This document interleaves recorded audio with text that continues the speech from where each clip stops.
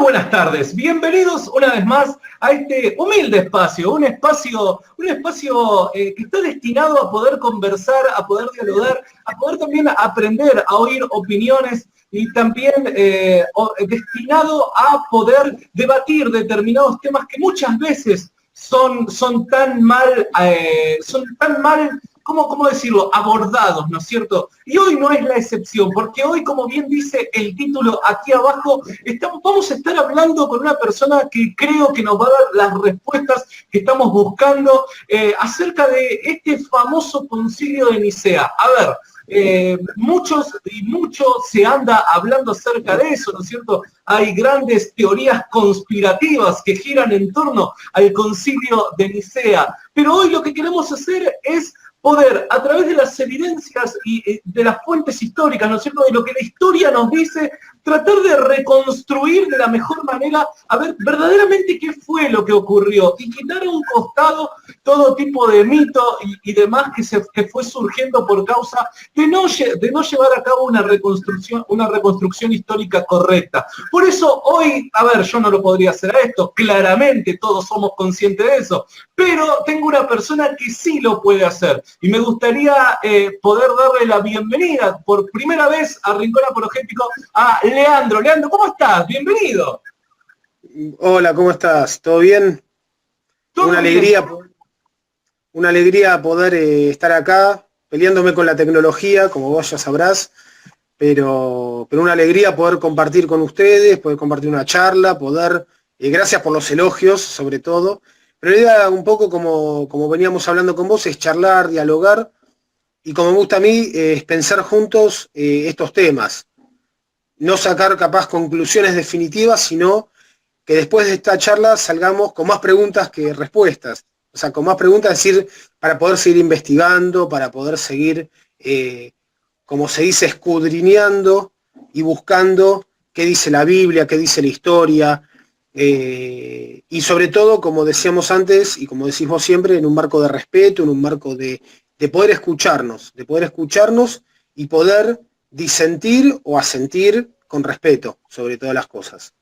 Totalmente, totalmente. A ver, nosotros sabemos de que muchas veces abordamos temas que del otro lado, a ver, esto es una página cristiana, esto es un espacio cristiano, donde no solamente nuestra intención es poder alcanzar al cristiano, sino también muchas veces es poder brindarle herramientas para aquellos que no creen, aquellos que son escépticos, que se mantienen al margen de la fe y demás, que también puedan llegar a creer, ¿no es cierto? Entonces, como son las redes sociales y nosotros lo entendemos, esto está abierto para que cualquier persona nos pueda ver y que pueda opinar. Por eso lo que nosotros vamos a pedir a partir de este momento que comienza nuestro diálogo es que toda opinión, toda pregunta sea bajo el marco del respeto. Vamos a tratar en el poco tiempo que tenemos de abordar la mayor cantidad de preguntas, de consultas que hagan y demás, pero lo único que les pedimos es eso. Y como siempre decimos, mucha de la gente que viene acá, hemos entrevistado a gente católica, hemos entrevistado a gente la cual no compartíamos puntos de vista y demás, pero lo que solemos hacer nosotros es, bueno, esto vos lo creés, ¿por qué? Fantástico, vamos a las evidencias, ponemos todo sobre la mesa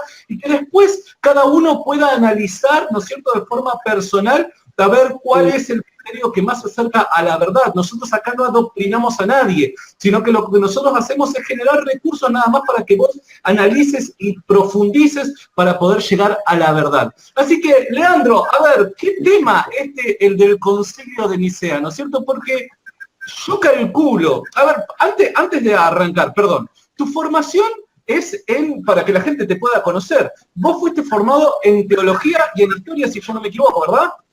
Sí, soy profesor de historia, egresado del Joaquín B. González, el profesorado nacional, el gran Joaquín B. González. También tengo el bachillerato en teología por el Instituto Bíblico Buenos Aires y algún que otro curso por ahí dando vuelta de teología, de formación bíblica, que con el tiempo lo que me hizo y me ayudó fue a ir pensando y poder ser crítico con mi propia fe, crítico en el buen sentido, ¿no? Crítico de empezar a pensar, como diría John Stott, un gran teólogo que los invito a leer a todo el mundo, que creer es también pensar, que el pensar nuestra fe no está mal, no está mal pensar nuestra fe y por qué creemos lo que creemos, que esos son temas que a veces uno cree o cree algo y nunca se preguntó por qué creo en eso.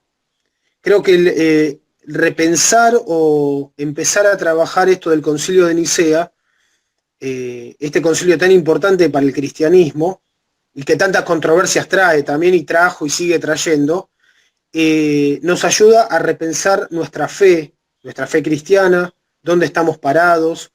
Y una de las cosas, que me voy a adelantar un poco, seguramente una pregunta que vas a hacer, una de las cosas maravillosas que trajo el Concilio de Nicea fue como una unificación de un credo. Que bueno, después seguramente vos me vas a preguntar y lo vamos a como se dice, poder desarrollar un poquito, pero creer es también pensar, como diría John Stott. Desde la historia, con las fuentes históricas con las que contamos, ¿podemos de alguna manera tratar de reconstruir lo sucedido en aquel entonces?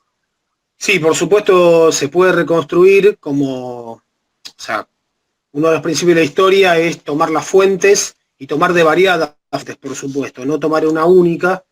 Hay mucha información, hay mucho también de tradición, hay mucho también de lo que se dice que pasó, porque pensemos que si hoy en día pasa eso, que es muchas veces el off the record, en esa época que tardaban tanto las comunicaciones, las cosas, había mucho también de lo que se decía que pasó ahí dentro del concilio.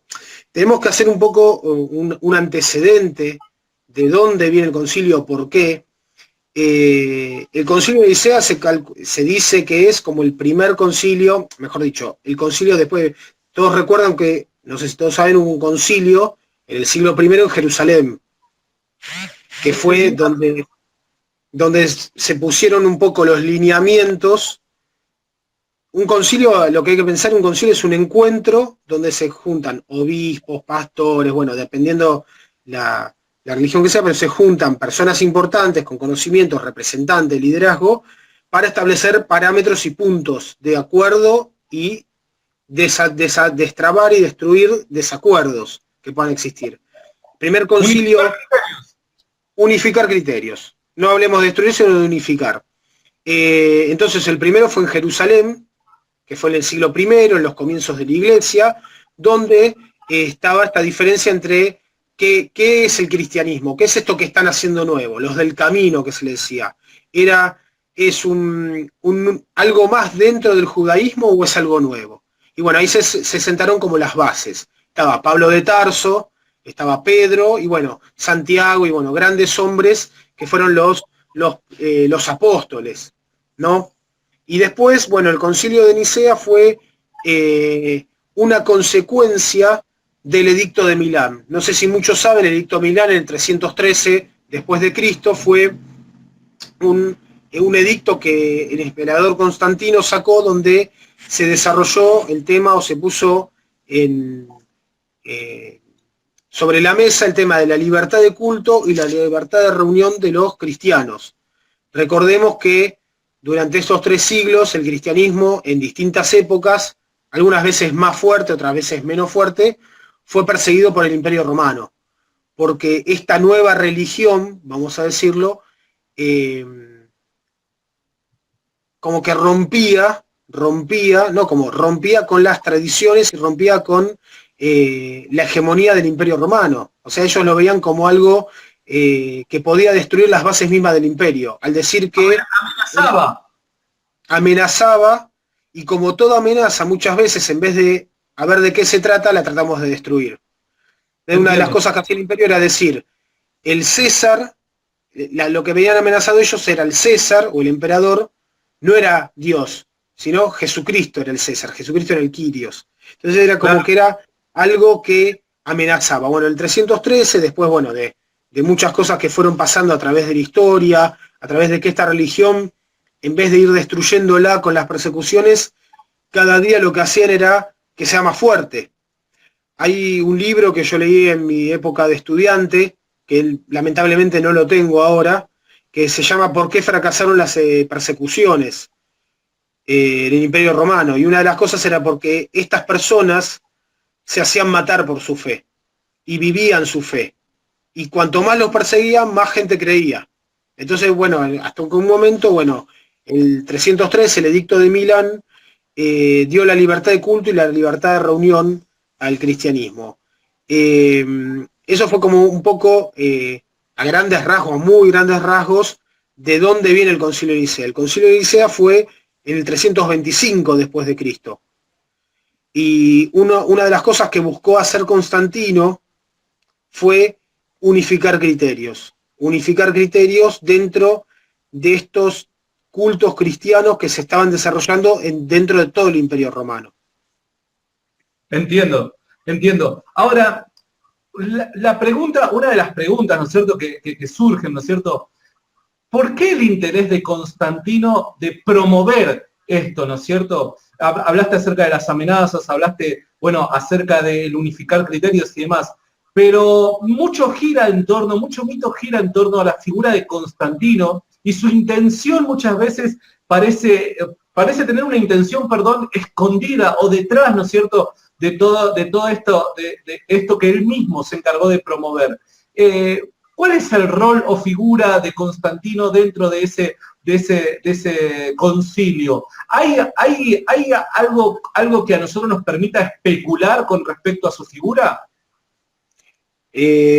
Bueno, como Constantino era, en primer lugar, un político, un emperador, un político. Entonces, cuando siempre hay un político, sin desmerecer ningún político, como siempre hay un político, una persona tan encumbrada. Pensemos que Constantino era el emperador de uno de los más grandes imperios de la historia, que si bien en el 313, 325 estaba con muchas problemáticas internas, tenía como un gran resurgir, y él fue uno de los que hizo resurgir el Imperio Romano. Entonces, siempre se crean estas suspicacias de que Constantino pudo utilizar, a través del edicto de Milán, el Concilio de Nicea, y por eso se escribió tanto, y hay muchos que escriben y se están llenando de plata con estas cosas, como que tuvo una doble intención de utilizar el cristianismo como un escalón más en su poder. Desde mi humilde punto de vista, yo creo que Constantino, si bien como buen político, vio que dentro de su imperio que haya muchas vertientes y muchos conflictos entre esta nueva religión que estaba como permitida, que pasen estas cosas, podría traer muchos problemas. Y en vez de crear una unificación en el imperio, hubiera traído más desunión. Pensemos que en ese momento el imperio se enfrentaba a las invasiones bárbaras, tenía problemas económicos. Cualquier similitud con la realidad es pura coincidencia. Así que es pura coincidencia. Pero una de las cosas que yo creo, desde mi humilde opinión, es que Dios estaba utilizando a este hombre para un propósito mucho más importante, que fue empezar a sentar unas bases de un cristianismo, de un credo cristiano unificado. Ojo, en todo credo cristiano, hoy en día nosotros tenemos múltiples denominaciones. En ese momento había menos denominaciones. Hoy en día tenemos dentro del cristianismo muchísimas denominaciones que a mí me gusta llamarlos expresiones de fe, porque las bases son las mismas. El tema es que después tenemos muchas expresiones de fe de distintas maneras. Pero bueno, un poco Constantino, yo lo sacaría un poco de esto conspirador, de esta conspiración, si bien también está bueno porque podemos escribir muchísimo y hacer muchísimos libros, y nos podríamos llenar de plata, por supuesto, escribiendo o haciendo películas para Hollywood. Totalmente. Podemos sacar la secuela del Código Da Vinci o cosas por el estilo y nos estamos perdiendo el negocio. Yo creo que tendríamos que terminar acá, y hablamos en privado y podemos pensar en escribir un guión. Pero no, hablando en serio, yo creo que a través de la historia de la Biblia podemos ver cómo Dios utiliza personas que nosotros podemos decir, ¿está usando a esta persona? ¿Dios por medio de esta persona está haciendo algo? Sí. A través de la historia bíblica lo podemos ver en el Antiguo Testamento, como Dios a través de personas que nosotros podemos creer que son totalmente alejadas de Dios, Él los utilizó para salvar a su pueblo. Cuando utiliza supuestamente a Ciro de Persia, ¿no? O cuando lo utiliza al mismo Nabucodonosor. Es más, con los persas, la palabra utilizada para nombrarlo dentro del hebreo era Mesías. O sea, es muy fuerte el tema. Sí, sí, sí, tal cual, tal cual. Eso sí, Entonces, eso sí. yo creo que Constantino, si bien él tuvo una revelación, y la tradición dice que él en realidad recibió su bautismo y como que tuvo una conversión casi en su lecho de muerte, él podemos decir que su conversión, su acercamiento a la fe cristiana fue un proceso. Y creo que esto fue parte del proceso. Y él fue un actor necesario para que el concilio de Nicea se pueda dar y el cristianismo pueda vivir un tiempo de unificación. Entiendo. Desde mi humilde opinión. Sí. Le quiero hacer una pregunta a las personas que nos están mirando. Si la transmisión sale correctamente, me parece de que sí, que está saliendo todo bien. Pero por favor, alguien que ponga en los comentarios si está saliendo correctamente. Volviendo a esto, ¿no es cierto? Hablabas de la conversión de Constantino, ¿no es cierto? Tengo tantas preguntas para hacer. Es cierto, vos recién hacías referencia acerca de que, obviamente, Constantino era un político, ¿no es cierto? Nosotros sabemos de que en el lugar en donde los políticos muchas veces están asumiendo cargos de gobierno y demás, hacen muchas cosas solamente para acceder o lograr determinados objetivos. La conversión en su lecho de muerte, ¿no es cierto? Dos preguntas. ¿Fue genuina? La segunda pregunta ¿es cierto de que un sacerdote de Arrio fue el que lo bautiza solamente con la intención de poder unificar nuevamente esa división que se había creado en el concilio de Nicea? Buena pregunta, buena pregunta. Eso es lo que dice la tradición, porque también está otra parte de la tradición que dice que él, durante una batalla, él ahí es como que recibió la batalla del puente de Milvio, no me salía ahora el nombre, como que recibió y tuvo su conversión cuando se dio cuenta que sobre esta cruz podía vencer, pero bueno, también está la otra versión, vieron todas las versiones que hay, ¿no? Cuando se trata de historia tan antigua, por decirlo de alguna manera, que también sí, que en su lecho de muerte, no en el último momento, pero en su momento cuando ya estaba mal, él pudo recibir el bautismo. Y podemos entenderlo como el bautismo, como que él realmente pudo aceptar la fe cristiana. Sí, también dicen que fue un sacerdote, vos me preguntabas, un sacerdote, no te escuché bien. Del arrianismo. Sí. Sí, sí, algunos dicen que sí, porque una de las causas del Concilio de Nicea fue esta división tan fuerte entre Arrio, o sea, la gente que lo seguía a él, sobre todo por el tema de quién era Jesús, o sea, de la naturaleza de Jesucristo. Entonces sí, una de las tradiciones que dice eso, como que fue un sacerdote de los seguidores de Arrio que fue el que lo bautizó. Lo bautizó en la fe cristiana. O sea, lo bautizó en la fe cristiana, no es que lo bautizó en otra fe. Pero sí, sí. Entiendo, entiendo. A ver, antes de continuar, porque recién acabas de abrir otra puerta, este es un tema donde hay un montón de puertas y vamos a hablar un poquito acerca de esto que supuestamente se dice, de que la deidad se le atribuye a Jesús a partir del concilio de Nicea, ¿no es cierto? Y que antes de eso, supuestamente la iglesia primitiva solo lo consideraba un profeta o un maestro de la moral, pero no más que eso, sino que la deidad de Cristo se le comienza a atribuir a partir del concilio de Nicea. Pero antes quiero avisarte a vos que estás del otro lado, que seguís a Rincón Apologético el día 2 de abril, lunes 2 de abril a partir de las 16 horas, 4 p.m. aquí en Buenos Aires, Argentina, vamos a estar en un nuevo Interrogo Cristiano, uno de los primeros en el año, donde vamos a tener la presencia de nada más y nada menos que de César Vidal. ¿Lo conoces a César Vidal, Leandro? Sí, sí, sí, un gran autor, español, excelente, también un divulgador, ¿no? Un divulgador porque escribe una teología, para mí cuando leo sus libros, una teología simple, que puede ser, a ver, profunda, pero a la vez entendible, no una teología que solamente lo puede entender alguien que hizo un doctorado en teología. Entonces, y sobre todo escucharlo. Yo no tuve la oportunidad de ir a una charla con él, así que el 2 de abril seguramente voy a estar, pero es una persona que divulga y es muy claro en sus ideas y en sus conceptos, y también nos ayuda a debatir y a pensar.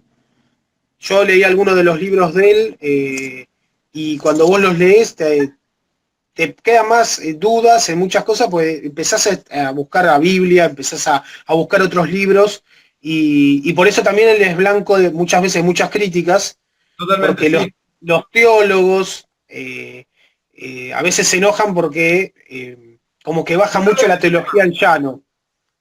Y Totalmente.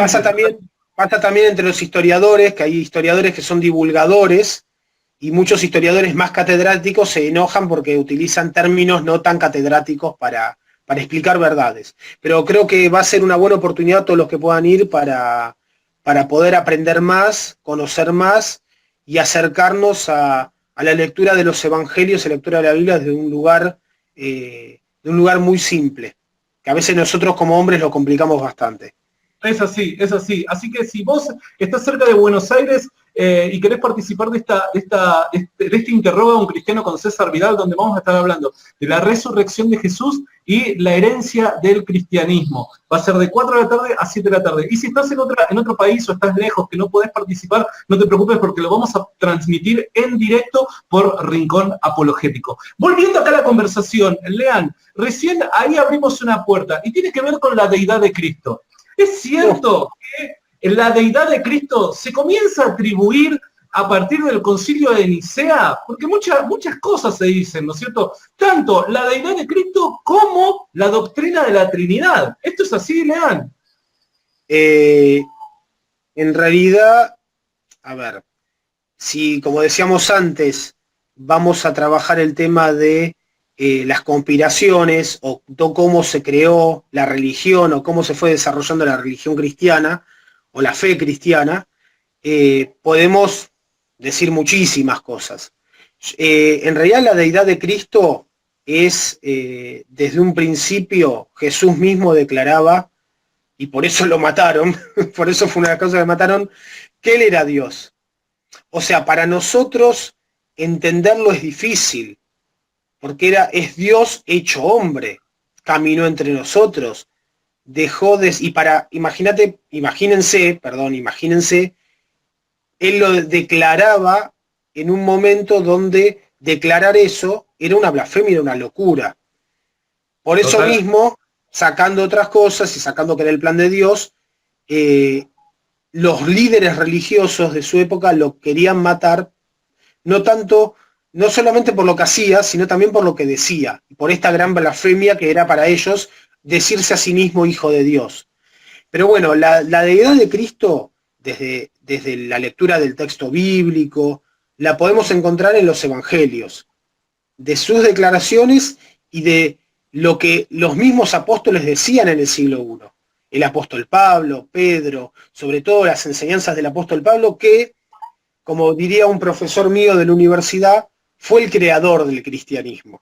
Él decía eso en un buen sentido, una persona que no era cristiana, atea, decía que Pablo fue el creador del cristianismo porque él fue un poco que en el concilio de Jerusalén sentó estas bases de que el cristianismo no era un grupo más dentro del judaísmo, sino que era algo nuevo.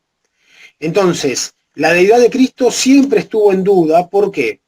Porque como hombres no podemos entender a un Dios que se hace hombre, a un Dios que se hace como nosotros. Entonces, la gente que vivía en la época de Jesús y que caminó con él, no le creía. Los apóstoles, que después le creyeron,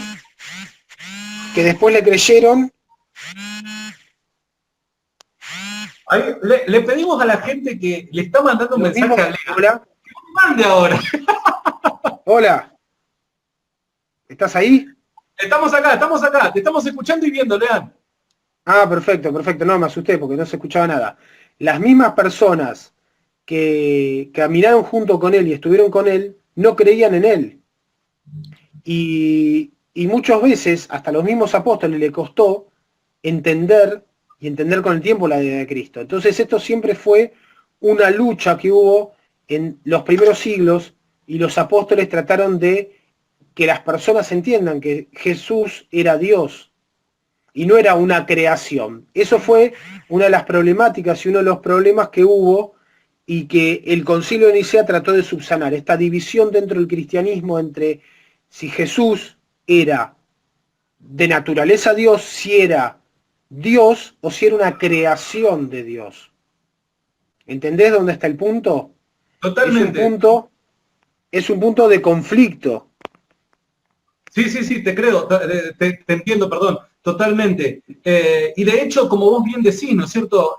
Hasta el Evangelio que se considera más primitivo, que es el Evangelio de Marcos, o sea, recopila determinado testimonio acerca de la propia vida de Jesús, donde enmarca muchas veces cómo determinadas afirmaciones que él mismo hacía o determinados hechos que él ejecutaba, ¿no es cierto?, expresaban de que él mismo se consideraba Dios, ¿no es cierto? Entonces, sí. no creo en absoluto, o no hay ningún tipo de fundamento histórico para llegar a creer que casi 3 siglos más tarde se comenzara a creer y se le atribuyera la deidad a Cristo. ¿Esto es así, Lean? Sí. En realidad, no es que en el Concilio de Nicea dijeron, bueno, Jesús es Dios, sino que el problema que había y que hay hasta el día de hoy, porque hay muchos credos que se dicen cristianos o que son que tienen sus raíces en el cristianismo, que siguen diciendo que Jesús no es Dios. ¿Sabes qué? Te quería preguntar, perdón si un segundo nada más me salgo del tema, creo que no me voy a salir del tema, pero cuando yo veo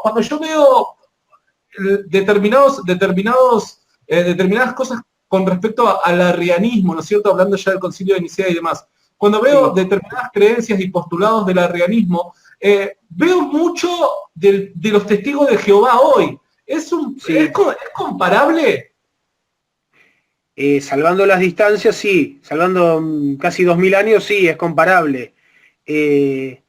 Porque, o sea, hace una traducción del texto bíblico donde, por ejemplo, en el Evangelio de Juan, que dice, en el principio era Dios, en el principio era el verbo, y el verbo era con Dios, y el verbo era Dios, y hace una traducción que dice, en el principio, y el verbo fue creado, Jesús fue creado. Hace una traducción, los testigos de Jehová, o como diría un amigo, los falsos testigos, hacen una interpretación de que Jesús es una creación de Dios, y no que es Dios. Entonces, ese mismo problema, ese mismo inconveniente tenían en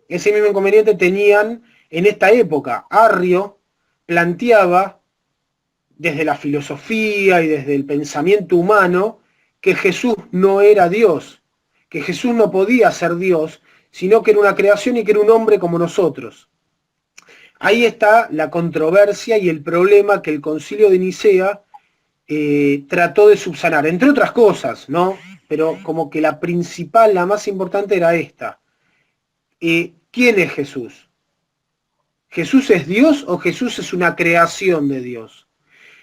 Desde un punto de vista de fe, decir que Jesús es una creación, yo creo que daría por tierra todo el cristianismo. Porque nosotros no estaríamos creyendo en el Hijo de Dios, en Dios hecho hombre, que transforma nuestras vidas, que dejó esa naturaleza divina para hacerse como nosotros, despojándose de todo, sino que es un hombre como nosotros. Un hombre como nosotros, creado por Dios, que es un poquito más importante que, bueno, nos enseñó un camino como tenemos que vivir. En realidad es esa controversia. Corregime si esto es así. Si Jesús no es Dios, la cruz no tiene ningún tipo de significado. No tiene ningún significado. Es una persona que mataron, tendría un significado más político. Si sacamos a Jesús como la divinidad y lo ponemos como un hombre. O sea, sería un hombre que fue muerto por convicciones políticas y religiosas por un imperio que lo odiaba, o que un imperio que lo veía como una amenaza. Y entonces estaríamos perdiendo la esencia del cristianismo. la esencia misma del cristianismo. Entiendo, entiendo.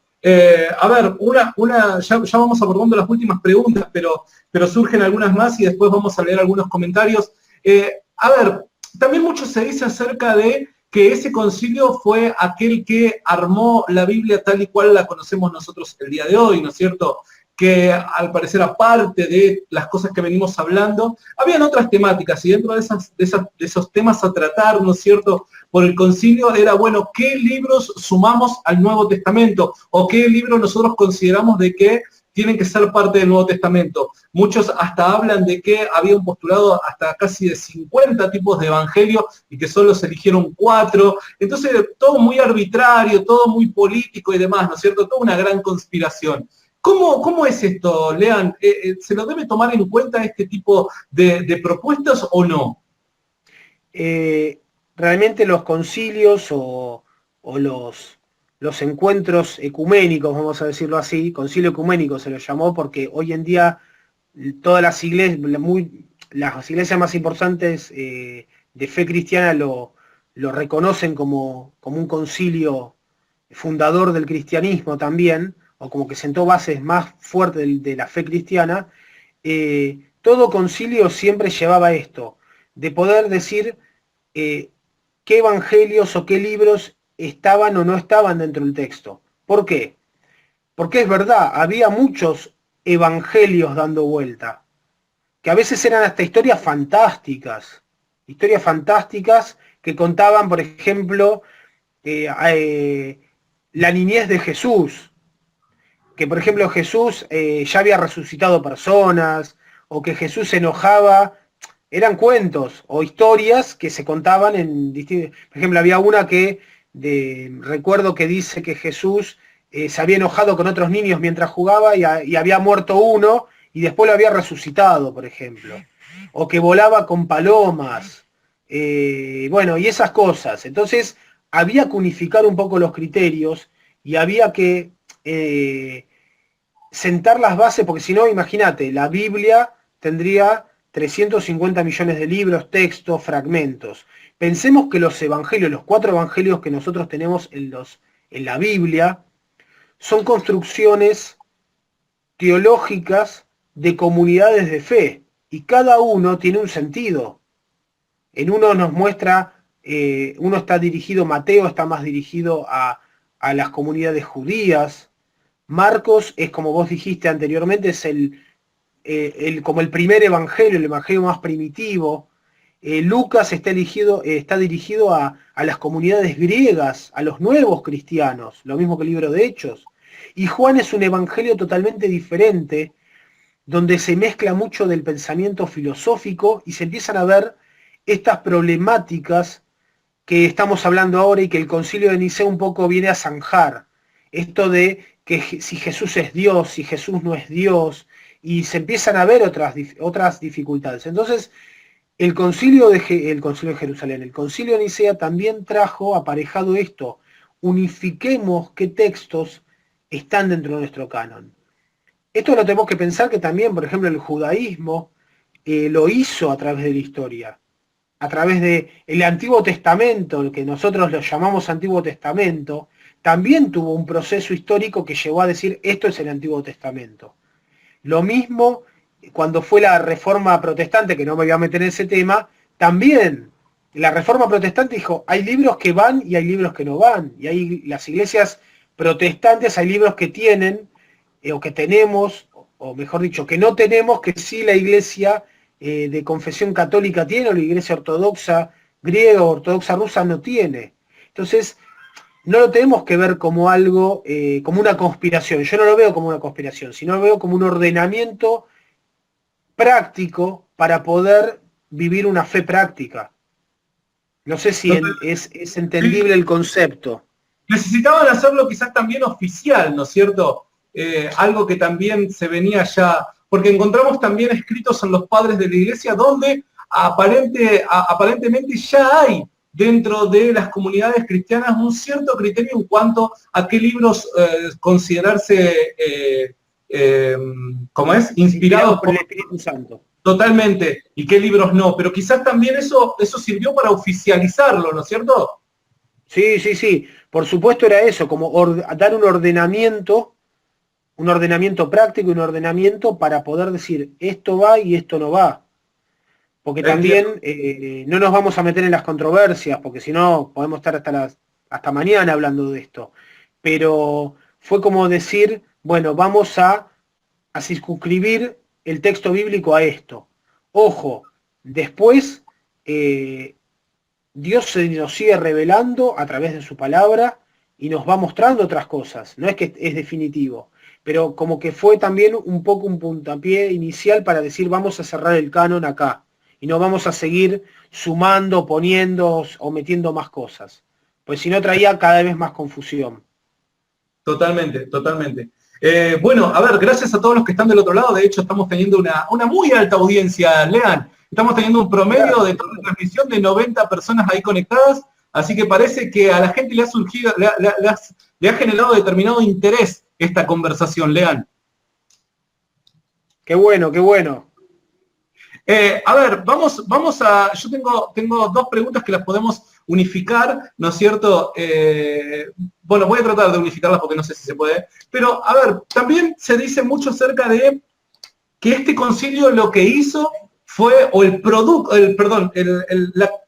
los resultados de este concilio, lo que produjeron fue una especie de unificación entre doctrinas paganas y doctrinas cristianas. Bueno, que obviamente andaban dando vueltas por Roma y demás, ¿no es cierto? Sabemos de que la religión oficial en Roma era, bueno, lo que hoy consideramos como paganismo, ¿no es cierto? Pero hay mucha conspiración detrás de esto, ¿no es cierto? Y se cree de que el cristianismo como que fue, por así decirlo, contaminado por determinadas creencias paganas a partir de ese momento. ¿Esto es cierto? ¿Qué es lo que nos dice la historia, Lean? Mira, la historia nos dice, bueno, un poco lo que también se hizo en el Concilio de Nicea fue unificar la fecha de celebración de la Pascua, por ejemplo. Y después también hay una realidad. La sociedad completa, la sociedad romana, no era cristiana. Entonces había la mayoría de las personas tenían sus propios cultos. Una de las cosas que hizo el Imperio Romano, con un buen criterio de imperio, fue no meterse, sojuzgar a los pueblos, dominar los pueblos, pero no meterse en su religión y en sus costumbres, salvo en algunas cosas. Entonces, cada pueblo tenía, aparte de los dioses romanos, sus propios dioses, y era un mejunje de dioses y de cosas y de creencias, sobre todo en creencias de los antepasados. Una de las cosas que hizo también el Concilio de Nicea y otros concilios posteriores fue como unificar un poco las fiestas cristianas. En algunos casos podemos ver como, por ejemplo, Navidad. Vamos a poner que el caso más importante es la Navidad. Realmente, si vamos a la historia y a los procesos históricos, Jesús no nació un 25 de diciembre. Porque lo que nos cuenta la evidencia misma del texto bíblico es, por ejemplo, una cosa muy simple: los pastores estaban pastando y llevando sus rebaños en la noche en el medio del campo. Eso es imposible un 25 de diciembre en el invierno de Medio Oriente, porque estarían todos congelados, desde los pastores hasta las ovejas. Pero fue una unificación de un criterio cuando celebramos esto tan importante. Entonces sí, ahí había, y está la controversia, es que había una fiesta pagana del sol invicto, bueno, no me voy a meter en el tema, que dijeron, bueno, vamos a poner esta fecha, que es la fecha cuando nació Jesús. Y bueno, podemos traer muchas controversias, podemos hacer análisis histórico de cuándo, y capaz estaríamos celebrando a Jesús en el mes de junio, la Navidad, por ejemplo, que sería algo más cercano. Pero lo que hicieron este concilio y otro fue, yo lo veo desde un punto de vista no conspirativo, sino desde un punto de vista... Parece a propósito que suena el teléfono ahora.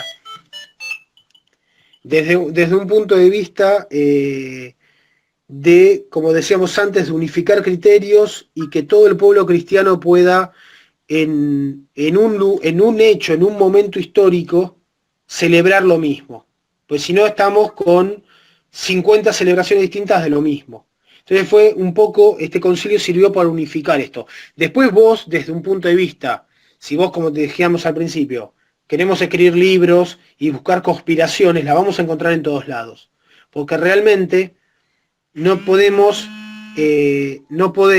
separar la fe, mejor dicho, no podemos separar muchas veces la religión de la política. Porque los Entiendo. políticos, lamentablemente, la política, los intereses están metidos. El tema es si a nosotros esto afecta o no afecta a nuestra fe. Ese es el tema. Si a Ahora, mí, sí. decime. No, también lo que resulta interesante, ¿no es cierto? Es de que estos cristianos son la misma generación o una generación posterior a la que persiguieron, a la que torturaron, a la que mataron y demás. Y que de la noche para la mañana se dejen contaminar o que dejen que influencias del paganismo corrompan determinadas creencias y demás, es muy poco probable eso, ¿o no? Uy, qué pregunta, qué pregunta. Lamentablemente somos hombres y muchas veces buscamos amoldarnos, las cosas que decía Jesús, no se amolden estos tiempos.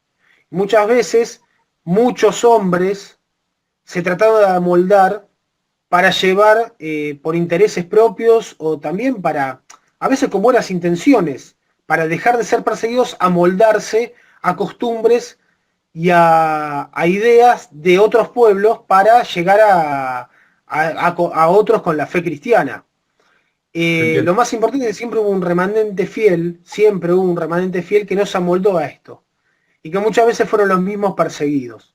Yo creo que el concilio de Nicea, si bien tiene muchas controversias, muchas cosas que podríamos hasta criticar, el concilio de Nicea lo que tiene es, ¿cómo se dice? Sientan las bases de un credo cristiano, del credo, que muchos de nosotros como cristianos hoy en día no lo conocemos. O mejor dicho, lo tocamos de oído o como en las iglesias históricas o en las iglesias protestantes sí se reza, se ora el credo. En muchas otras iglesias donde nosotros nos congregamos, como que se dejó de usar porque parecía una fórmula mágica, vamos a decirle. Pero yo creo que es un tiempo de volver al credo y de volver a analizar qué hicieron estos hombres en el año 300, se sentaron y dijeron en qué creemos. Yo creo que una de las cosas que tenemos que rescatar del concilio de Nicea es eso. Hombres que se sentaron y pensaron en qué creían. Y trataron de zanjar sus divisiones teológicas. Cosa de hombres, ¿no? Porque Dios es uno. Pero nosotros siempre tenemos que buscar algo más. Pero yo creo que lo que nos tiene que dejar de enseñanza el Concilio de Nicea es eso. Decir, hubo un grupo de personas que se sentaron y pensaron en qué creían. Y nos dejaron un credo, que yo les invito a todos los que están escuchando que puedan buscar el credo de Nicea. Y que puedan entenderlo y ver, y también en el año 2018 poder ver en qué estamos creyendo hoy en día. Y creo que este credo del año 313 nos va a servir para poder empezar a repensar nuestra fe. Totalmente. Qué buena conclusión, Lean. Buenísima.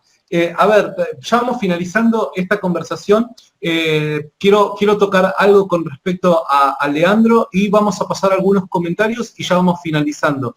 Lean, a ver, vos en este año es muy importante para vos, ¿no es cierto? Porque hay muchos proyectos. Sí. Contanos un poquito acerca de este proyecto misionero que tenés. Bueno, les voy a contar en forma simple, rápida. Hace 2 años estamos sirviendo con mi familia a tiempo completo, con todo lo que eso implica, ¿no? Servir a tiempo completo. Vivir por fe, como se dice. Y estamos trabajando en un proyecto misionero que es poder acompañar a iglesias, a ministerios, a pastores, con herramientas de evangelismo integral. Cuando hablamos de evangelismo integral estamos hablando de un evangelismo completo, donde no solamente trabajamos sobre la parte la parte espiritual, perdón, de la persona, cuando, como se dice, que el alma de la persona sea salva, sino que trabajamos en todos los aspectos de la persona, en su aspecto físico, en su aspecto emocional. Entonces, lo que estamos trabajando como familia, junto con mi esposa, es poder ayudar a las iglesias a poder trabajar en un evangelismo que sea completo, que no sea solamente en lo que es la reunión o el culto que hacemos todos los domingos o los sábados, depende de la denominación, sino que sea una iglesia caminando en la calle, caminando con las personas, sirviendo en la comunidad y junto con la comunidad y con las personas. Una iglesia que se junte y que trabaje en el barrio, que trabaje junto a las personas que no son cristianas y que se comprometa con las necesidades del otro. O sea, es empezar a pensar, como dice un amigo, un Jesús nuevamente en las calles, porque lo hemos guardado a través de los años adentro de nuestros templos, que está bien, a mí me encanta tener los cultos, poder alabar, poder ser bendecido, bendecir a otros, pero nos hemos olvidado que también de lunes a sábado las personas tienen necesidades y nosotros como cristianos tenemos que salir. Y nosotros como ministerio le decimos TIC, y TIC no es un TIC nervioso ni es las nuevas tecnologías, que yo me peleo con las nuevas tecnologías, sino que quiere decir transformación integral comunitaria. Creemos en una transformación de nuestras comunidades en una forma integral, con un evangelio que no solamente afecte la espiritualidad de las personas, sino que afecte todo, nuestras estructuras sociales, nuestras estructuras de pensamiento, todas las cosas. Así que estamos caminando en esa fe. Mirá qué bueno. Bueno, a ver, para todos los que están del otro lado, Leandro, como ustedes acaban de escuchar, él vive, ¿no es cierto?, bueno, por fe, ¿no es cierto?, y por contribuciones también de que se le pueda ayudar y demás. ¿Me equivoco? ¿Esto es así, Leandro? Sí, estamos junto con... después, si quieren, yo les puedo hacer llegar a través de tu página lo que nosotros denominamos una carta de oración o una carta explicando son 2 hojas nada más, no se asusten, no es un libro, explicando el ministerio y explicando también cómo poder acompañarnos económicamente. Como se dice, las misiones se hacen con las rodillas de los que oran, con los pies de los que van y también con las manos de los que sirven. Así que estamos en ese camino. Lo que yo hice ahora, para todos los que después se quieren comunicar con Lean, ya sea por este o por otro motivo. Me estoy moviendo, no se asusten. Acá a la parte de arriba yo lo etiqueté a Leandro en su link personal de Facebook, ¿está bien? Así que todos aquellos que se quieran contactar con él, lo pueden hacer por medio del link personal de él en Facebook, ya sea por medio por causa de él o de algún otro que quieran comunicarse. Él también, en el caso de que ustedes quieran, alguno de ustedes siendo de su corazón de poder donar algún tipo de dinero o algo por el estilo, él tiene una caja de ahorro donde de forma privada te envía el número para que se pueda hacer la transferencia. Sí. Sí, decime. Pensé que me hablaba a mí. Bueno, vamos a ver con algunos de los comentarios que la gente nos va enviando. Dice Balmor Amas, siempre los escucho de El Salvador. Interesante tema, me apasiona la historia cristiana. Me parece que Leandro se fue, pero bueno, se desconectó por un error técnico. Vamos a seguir con otro comentario. Dice, desde Chile, Puente Alto, Santiago, soy pastor y los veo de vez en cuando. Bueno, muchísimas gracias, Cristian. Espero que todavía estés conectado para mandarte un gran saludo. Ahí volvió Leandro. Hola, sí, no, perdón, pero tuve que... Esto es en vivo. Esto es en vivo. Dice, estoy leyendo algunos comentarios para ya ir terminando. Y dice José... Perdón, vino alguien a traerme justo estábamos hablando del acompañamiento, no sé qué, y vino una persona a traerme algo que era para una bendición. Me estaban golpeando, tocando el timbre, pero por eso se había cortado. Buenísimo, quédate tranquilo. Dice José Zulca López, vamos, sigan transmitiendo, seguiré viendo, es un tema interesante. Franklin Vázquez también nos manda, interesante, todo, a ver, está saliendo correctamente, está bien, bueno, este fue el momento donde yo pensé que se había cortado la transmisión. Según opiniones, hoy dicen que Constantino manipuló la religión, ¿es cierto? Bueno, esta pregunta fue respondida ya en el transcurso del video, así que recuerden para todos los que se conectaron tarde, yo voy a dejar posteado este video para que luego el que lo quiera comenzar a ver desde el principio pueda hacerlo. Nos envía Juanji. ¿Puedo compartir algo aprovechando esta pregunta? Claro. Yo recuerdo cuando estaba estudiando en teología, en el seminario, que era una pregunta que se hacía en las clases, sobre todo en la historia del cristianismo. Lo hacían cristianos mismos, ¿no? Y me acuerdo uno de los profesores dice, es una postura también de muchos. Y también algo que me quedó grabado es que este tiempo fue como el comienzo de la institucionalización de la iglesia. Cuando hablo de institucionalización, lo hablo como desde un punto de vista negativo, diciendo que la iglesia se empezó a institucionalizar y a formalizar como una institución más dentro del imperio. Sí. Y el Espíritu Santo quedó en la puerta. Y ahí está el texto que dice, yo estoy aquí a la puerta y llamo. O sea, el que oye mi voz y abre la puerta, yo cenaré con él. Como que también, sin desmerecer a Constantino, sin pensar que Constantino manipuló la cristiandad, yo no estaba en los pies de él, ni estaba en esa época, no lo puedo afirmar, pero sí podemos decir que la institucionalización de la iglesia trajo aparejado más problemas que soluciones, porque dejó de depender la iglesia del poder del Espíritu Santo para poder empezar a depender del poder económico y de otras cosas. Y es una reflexión también que traigo al día de hoy, y que también tiene que ver con el ministerio que estamos desarrollando, que a veces es difícil, que tiene que ver con esto. Tenemos que empezar a depender, o volver a depender, como en la iglesia de los primeros siglos, del Espíritu Santo, y dejar que Él haga nuestra agenda, y la parte económica, la parte va a venir con eso. Así que también es una reflexión, y creo que la institucionalización de la iglesia también trajo aparejado una victoria de nuestro enemigo. Interesante. Era solo un pensamiento. Interesante. Se las dejo picando para que rematen al arco, como diría algún jugador de fútbol. Tirate ahí el centro, ¿no es cierto? Yo tiré el centro, ahora alguno tiene que cabecear.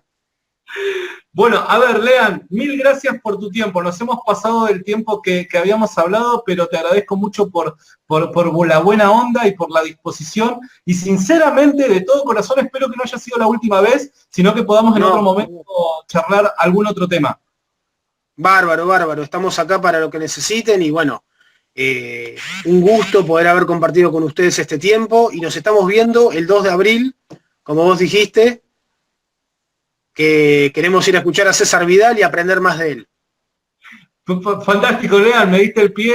Recuerden, el día 2 de abril, Interrogo Cristiano en Capital Federal, en Ciudad de Buenos Aires, frente al Congreso de la Nación. Vamos a estar con César Vidal y el tema va a ser la resurrección de Jesucristo y la herencia del cristianismo. Así que muchísimas gracias, Lean. Gracias a todos los que estuvieron conectados del otro lado, que han sido un montón. Muchísimas gracias por el aguante, por cada comentario. Pedimos perdón porque sabemos de que no tenemos tiempo para poder abordar cada uno de los comentarios que nos envían, pero esperamos con este tiempo que hemos tratado de invertir en este tema, que haya contestado muchas de las preguntas que nos han enviado. Así que muchísimas gracias, esto fue Rincón Apologético y es todo por hoy. El día, hoy que estamos, hoy estamos a martes, el día jueves, por último, el día jueves, 7 p.m. acá en Argentina, vamos a dar la noticia más importante en la historia del Rincón Apologético. Muchos de ustedes se van a quedar con la boca abierta de la sorpresa que tenemos, pero es grande en serio, así que los esperamos, que vamos a estar junto con nuestro amigo Jorge Gil. Será hasta la próxima y nos vemos. Chau, chau.